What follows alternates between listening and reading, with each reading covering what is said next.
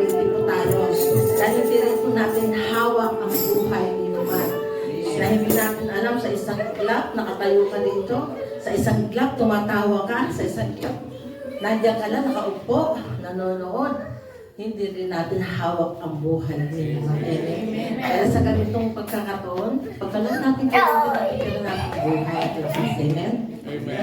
Ngayon po, sabihin po natin, presensya natin, Panginoon. Nandirito siya, nararamdaman natin dito na. Kasakasama natin. Lahat ng mga banal sa ating mga puso, nagpapahirap sa atin. Totally surrender po natin kay Lord. Dahil higit sa lahat, kailangan natin siya sa ating buhay.